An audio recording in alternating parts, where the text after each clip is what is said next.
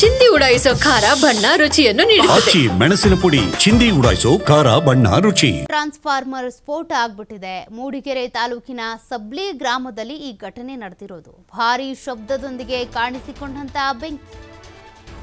Transformer ಸ್ಫೋಟ ಆಗಿದೆ. ಭಾರೀ ಶಬ್ದದ ಜೊತೆಗೆ ಅಲ್ಲಿ ಬೆಂಕಿ ಹೊತ್ಕೊಂಡಿದೆ. ಹೀಗಾಗಿ ಟ್ರಾನ್ಸ್ಫಾರ್ಮರ್ ಸ್ಫೋಟ ಆಗಿರೋದ್ರಿಂದ ಸಬ್ಲಿ ಗ್ರಾಮದಲ್ಲಿ ಈಗ ವಿದ್ಯುತ್ ಸಂಪರ್ಕ ಕಡಿತ ಆಗಿದೆ. ಕತ್ಲಲ್ಲಿ ಜನರು ಮುಳುಗೋಗಿದ್ದಾರೆ. ಒಂದು ಕಡೆ ಮಳೆ ಅವಾಂತರಗಳು, ಮಳೆ ನೀರು ನುಗ್ತಾ ಇರುತ್ತೆ, ಮತ್ತೊಂದು ಕಡೆ ಪವರ್ ಕಟ್ ಆಗಿರುತ್ತೆ. ಜನರಿಗೆ ಒಂದೆರಡು ಸಮಸ್ಯೆಗಳಲ್ಲ. ಚಿಕ್ಕಮಗಳೂರಿನ ಮೂಡಿಗೆರೆಯಲ್ಲಿ ಮಳೆ ಅವಾಂತರ ತಂದಿರೋದಿದು. ಮಳೆಯಿಂದನೇ ಉಂಟಾಗಿರುವಂಥ ಸಮಸ್ಯೆ ಇದು. ಮನೆಗಳಿಗೆ ನೀರು ನುಗ್ತಾ ಇದ್ರೆ ಆ ನೀರು ಹೇಗಪ್ಪ ಹೊರಗೆ ಹಾಕೋದು ಅನ್ನುವಂಥ ಚಿಂತೆ ಇರುತ್ತೆ. ಅದ್ರ ಬೆನ್ನಲ್ಲೇ ಮನೆಯಲ್ಲಿ ಪವರ್ ಕೂಡ ಇರೋದಿಲ್ಲ. ವಿದ್ಯುತ್ ಸಂಪರ್ಕ ಇಲ್ಲದೆ ಈಗ ಇಡೀ ಸಬ್ಲಿ ಗ್ರಾಮ ಪರದಾಡ್ತಾ ಇರೋದು. ಹೇಗಿರಬೇಕು? ಮಳೆ ಅವಾಂತರಗಳನ್ನು ನೋಡಿ ನೀವು ಗಮನಿಸ್ತಾ ಇದ್ದೀರಾ. ಟ್ರಾನ್ಸ್ಫಾರ್ಮರ್ ಸುಟ್ಟು ಹೋಗಿರೋದ್ರಿಂದ ಇಡೀ ಗ್ರಾಮ ಈಗ ಕಗ್ಗತ್ತಲಲ್ಲಿದೆ.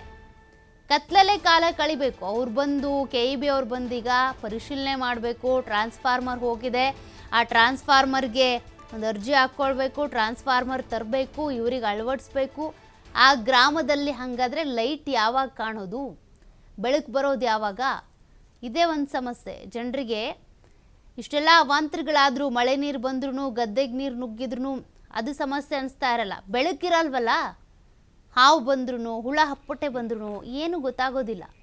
ಹಾಗಾಗಿ ಬೆಳಕು ಹೋಯಿತು ಅಂದರೆ ಕೈ ಕಾಲೇ ಆಡೋದಿಲ್ಲ, ಏನು ಕೆಲಸಗಳನ್ನೂ ಮಾಡಬೇಕು ಅನಿಸಲ್ಲ. ಮನೆಯಲ್ಲೇ ಎಲ್ಲರೂ ಇರ್ತಾರೆ. ಈ ರೀತಿಯಾಗಿ ಮಳೆ ಅವಾಂತರಗಳಾಗ್ತಾ ಇರೋದ್ರಿಂದ ಹೊರಗಡೆ ಹೋಗೋದಿಲ್ಲ.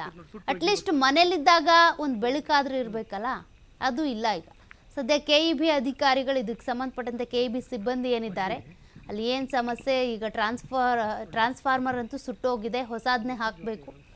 ಬೇಗ ಎಚ್ಚೆತ್ಕೊಂಡು ಸಬ್ಲಿ ಗ್ರಾಮಕ್ಕೆ ವಿದ್ಯುತ್ ಸಂಪರ್ಕ ಕೊಟ್ಟರೆ ಪಾಪ ಅವರು ನಿಟ್ಟುಸಿರು ಬಿಡ್ತಾರೆ.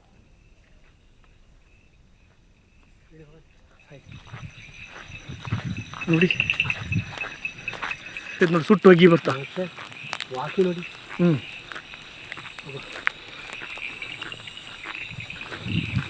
ಹೊಗೆ